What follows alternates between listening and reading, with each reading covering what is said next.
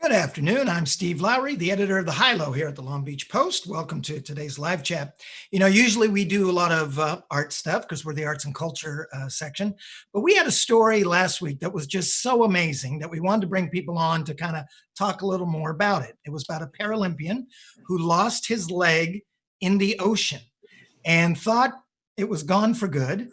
And then the marine safety crew from Long Beach actually went into the water days after it disappeared and incredibly found the leg, which, by the way, is black. And as you know, the water off Long Beach is pretty black. So we wanted to bring them on. We have Tess Parkhouse, who is part of the public safety dive team. Hi, Tess. Hi. And we have Gonzalo Medina, who's actually the big chief, marine safety chief, to talk about his crew, which he's very proud of because he was just bragging about them and Tess was loving it. Hi, Gonzalo. Hi there. Thanks for having us. So let's talk about this. So the guy is in the water. His name is, his last name is Mix. I forget his first name. He's a Paralympian. He's coming out of the water and someone screams, your leg, your leg. And his leg had come off. The leg's worth about $20,000. And as they say, it's sunk just like a rock. He thinks that's the last they're ever going to see of it. They do call the lifeguards. Gonzalo, can you kind of take it from here? What happened after that? What's the process when something like this happens? So yeah, we received the call about the leg missing, and our crew went out there, and we had a general area of where the leg had gone missing. It's obviously not a life emergent issue, so it became. I got a phone call on that Sunday. Hey, this is what happened. We think we can find it. Are we clear to dive on this? And, that was the call from one of the dive supervisors. So I cleared it and they proceeded to do a dive with 2 hours of daylight left. So there's very little visibility at that point. They thought that they could go down and use a portable sonar device that we carry on our rescue boats. We call it the Shark. It's the size of a large laptop with a screen, and it projects a two-dimensional image on your screen. But we use that to find targets underwater, mostly victims that we're trying to rescue. If it's a submersion, cars, airplanes. Or prosthetic legs. The thing about the prosthetic leg was because of its material and the way in which it was lying, it wasn't really casting a shadow. So we did a really thorough search with the Shark, but we knew that we were going to have to come back the next day and do a much more traditional search where we grid out the area and we start clearing areas, kind of like a lawn. You just start clearing sections of those areas with our divers. Was there any point where you said, look, we're not finding this thing. It's not that big. It's very dark.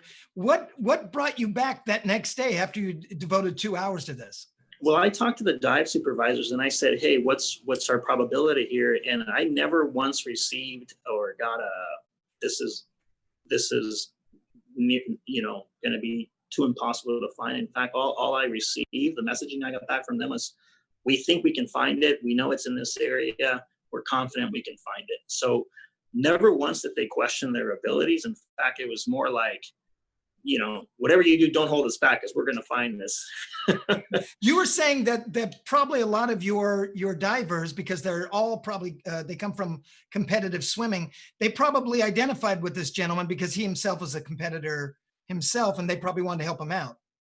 Certainly that's the case. Many of our staff were all very competitive swimmers, collegiate swimmers, or water polo players, and many of them close to competing at that level. So they empathize with this athlete. They know what it takes to get there, and for them, I know that they knew what it meant for this athlete to be able to continue training towards Tokyo. So that was a big part of their motivation as well, I think. Tess, how did you come in on this? Were you part of the first wave that went to look for the leg? No, I actually wasn't. I got to do the fun part, and I was on the final team that actually found the lake. So I came in. They had actually searched both Sunday and Monday looking for the leg. I came on duty on Tuesday and heard what had been going on and that they would probably be setting up an additional dive that afternoon. And that's exactly what we did. We got a group of divers together, loaded up onto one of our rescue boats, and went back to the dive site. And at this point, we had been able to get more information that gave us a more exact, what we call point last seen, which that way we can mark that area with a buoy, and that's what we dive off of. And so on the day that we found the leg, we'd searched multiple days. We'd spent a good amount of time actually looking at photos from the day that it happened, and figuring out exactly where to put that marker buoy.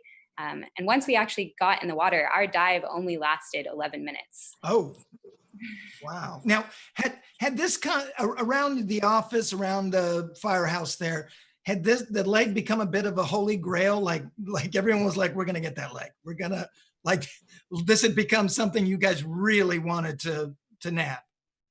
I'd say we were definitely hopeful that we had. I mean, I think initially the first day, based on my understanding, we didn't know the whole story behind the leg and all of that. But by the third day, we'd learned a lot more about the significance and the Olympic goals and all of that. And so it was really exciting for us to be able to actually find that on the third day. Okay, so the 11 minutes you're in the water, take us through. Are they telling you you're getting close? Is it like out of Aliens? Like, you're getting close, you're getting close. Like, and are you just feeling around, Tess, or can you see? So we actually had what we consider here in Long Beach to be pretty good visibility that day. And by pretty good, we could see probably about 3 to 4 feet in the water. That's good visibility. Again, for us to be able to, the way the bottom type is, especially in that area, it's very silty, fine dust.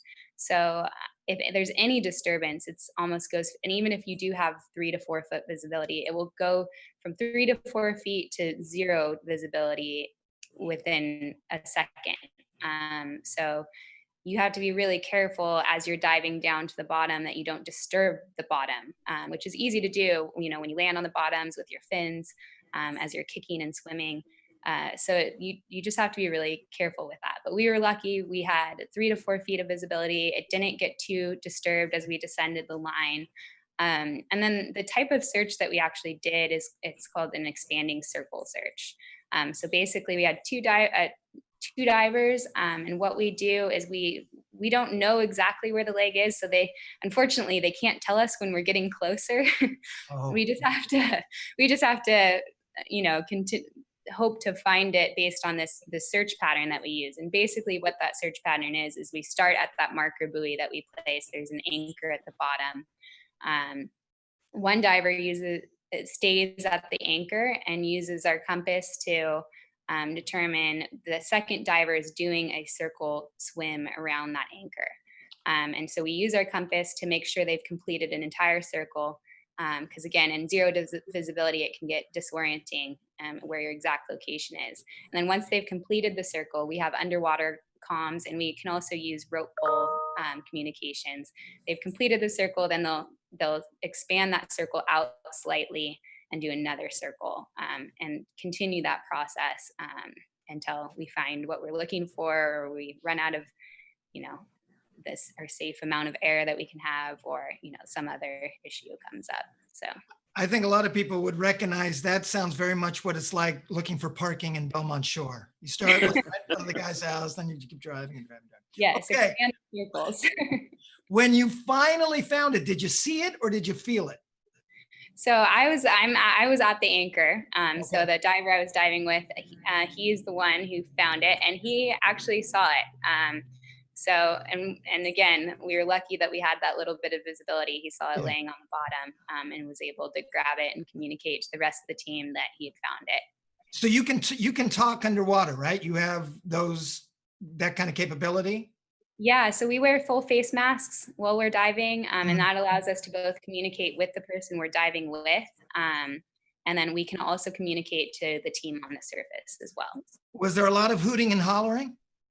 There was not a lot of hooting and hollering, but we were excited that we had been able to find it. You were very excited. Stephen, can we show the picture of Tess holding up the leg? Let's see if we have this. Because when Tess comes out of the water, there it is. I was saying, it really does look like you're holding up your Olympic gold medal. You're just very, very proud of having that. You guys, incredible. How did you find out, Gonzalo, that they had found the leg? Well, I got a text probably within minutes of it happening from one of my captains, and all the text says, "We got it." So I knew exactly what they were talking about, and I knew they were going to make notifications with the athlete. And so at that point, it was just a relief, and it was good. And I mean, I was just so proud of all of their efforts. I mean, they train. This is such a unique experience for us, because what we train for is life and death, trying to make a rescue. Our team trains to make a rescue in 15 minutes or less on a vehicle submersion, on a missing swimmer, a plane crash, or something of that sort. And their mission is specifically centered around rescue.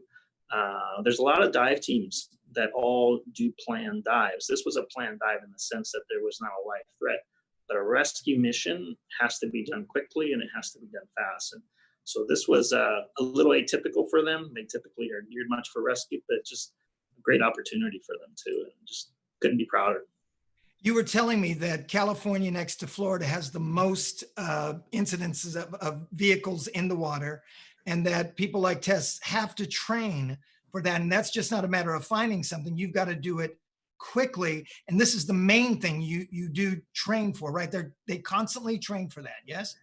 Yeah, all of our rescue boats have trained scuba divers on them. They carry specialized equipment.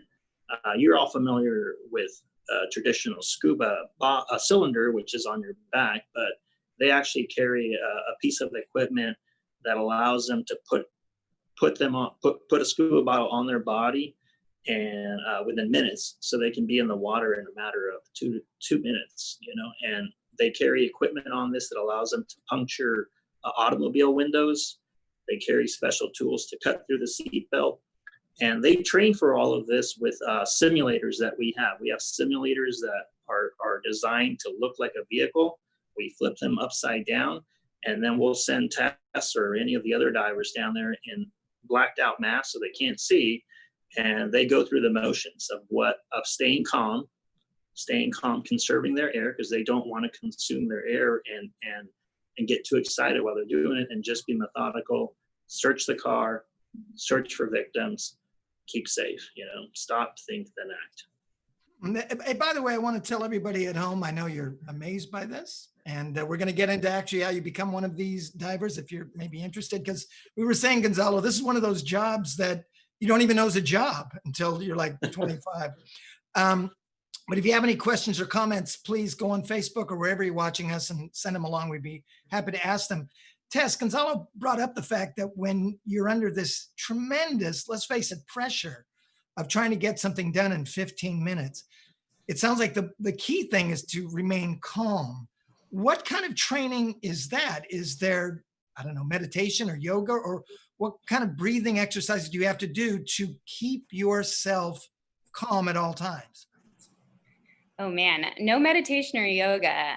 That would probably be helpful, but it's not something typically used in the public safety world, I'd say. But I think the key thing is just the amount of training that we do. So the repetition and the fact that we've done the drills and we've done simulations so many times.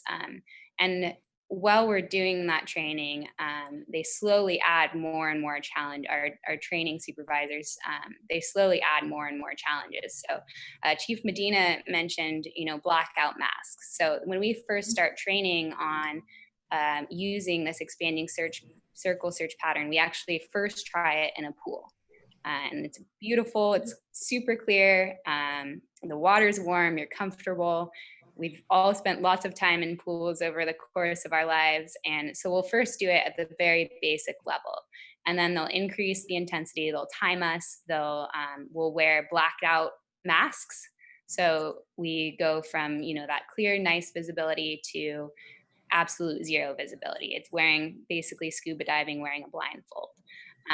And then we do have our training supervisors there in that controlled pool environment to make sure that it stays safe.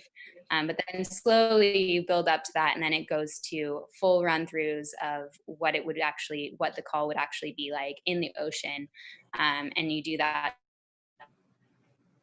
over and over and over again. And so that when it actually happens, you have that adrenaline rush of, okay, this is, someone's life is on the line at this moment, but you know exactly what to do. You've done it so many times that you're prepared for it.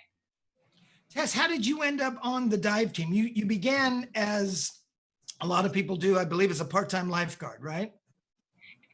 Yeah, so I started as a seasonal lifeguard back in 2007.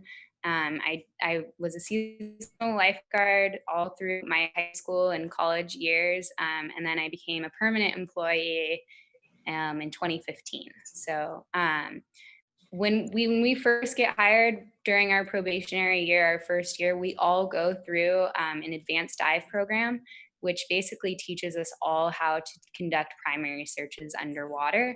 And so that's that expanding circle search, among other things. But we all go through that.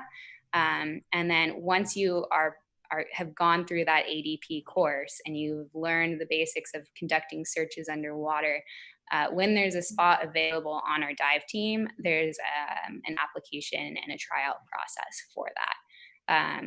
So there's limited spots on the team. And so once there was an opening, I went through that testing process. I really liked that the training that we had done in the past and wanted to be more involved in that. Gonzalo, how many members are on the team? 15 members on the dive team. And one thing I should add, while Tess on her own trained a lot to be competitive for that selection process, once you're on the dive team, all of our dive teams go on to become underwater dive instructors. So in a sense, Steve, you mentioned that you weren't a certified diver. Tess could technically is trained to certify you as a scuba diver for the whole team. And so the whole team is basically trained to that instructor level. And we feel that that just gives them really strong fundamental core skills when they're underwater to keep them safe. When those spots come open, Gonzalo, I imagine it's very competitive. There's not a lot of them, and it's such a specific job. Do you get a lot of interest from across the country for those spots? Well, so those spots are only reserved for our sworn Marine Safety Division. So they're only for our members. So all of our Marine Safety Division can effect a rescue. They're all trained to dive and effect a rescue on scuba, but that dive team with that equipment that you're seeing as Tess came up, diving in those kind of conditions, or diving at night, wearing that dry suit, full face and equipment, using the shark that we talked about earlier, all that stuff, that requires a higher level of training. So those are those positions that we're discussing on the dive team. We talked about Tess coming the kind of natural way through lifeguard. You, of course, came the natural way. You have an MFA in creative writing. So, of course, that's, I would imagine, it's one or the other, lifeguard or novel writer, right? Yeah, they both are very similar. So close. In fact, you have your MFA from Anchorage. So you spent some time up in Alaska. Yeah, I spent about 7 years up there. And I went up to Alaska on a full swimming scholarship out of Long Beach. Okay. So I competed there competitively and stayed on. And I love the state, wonderful place. during that whole time, I was driving back every summer to work as an ocean lifeguard, as a seasonal ocean lifeguard, and kind of maintain that. So I was leaving the best part of the Alaskan summer and returning for the winter. But yeah, it was great, and I was very fortunate to be able to do that.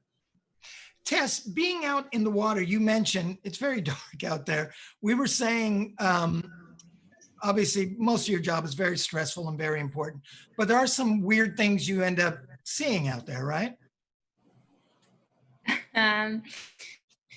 Yeah, I mean, we get to, on the best of times, we get to see some really cool sea life, which I think a lot of people don't expect in Long Beach. But it is out there, and that is really cool to see. Out along the breakwall, there's a bunch of seals and sea lions out there, and a bunch of sea life, different types of fish.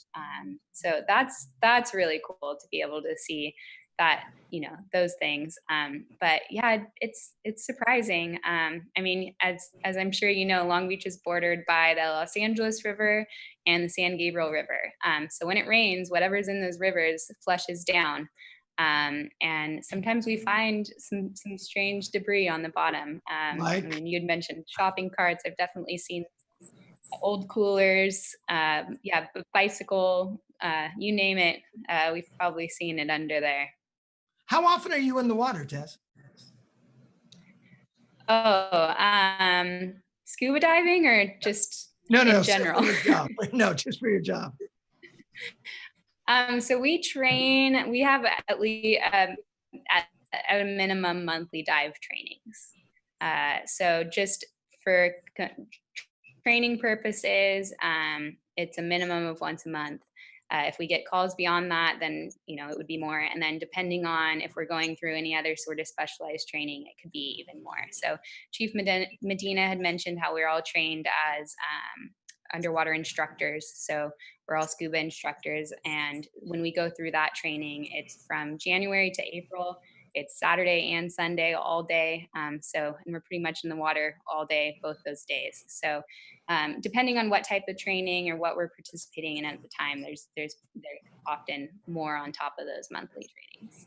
I'm just curious, I write for a living, so I don't like going home and writing books like your boss. Does the fact that you scuba dive for a living, does that at all affect your, do you not want to go to Belize and scuba dive, or is that a completely different experience? I don't want to go to Long Beach and scuba dive when I'm not on duty. Right. I would say that. I think for me, I do still, I really enjoy just being in the water. So that may not necessarily mean scuba diving a lot outside of work, but it is a really cool skill to have for when you do go really unique places, like you mentioned, Belize, or places that have exceptional diving, to be able to have that comfort level, even when you're far from home, and know, I'm comfortable with my skills in the water, and be able to, see a whole different world down there. I think that's really cool. But I'd say most of my water activities here in Long Beach are off duty or not scuba diving. Before we go, we do have a question from a reader from a viewer for Tess, asking, since there's so little visibility down there, do you get kind of claustrophobic down there, and how do you battle that? I know that is sometimes an issue for people. I personally haven't had that issue. I'm really comfortable in the water, so I think that helps. I grew up going through our junior lifeguard program here in Long Beach. I swam and played water polo all through high school. I was a lifeguard and a junior lifeguard instructor.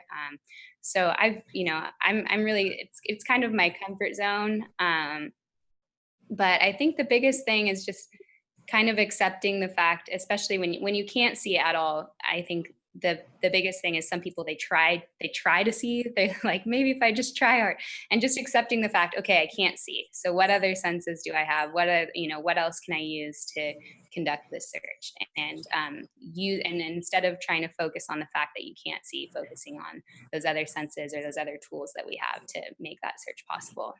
That is someone who manages stress. Gonzalo, last question to you about that. You do have these people who have this tremendously stressful job.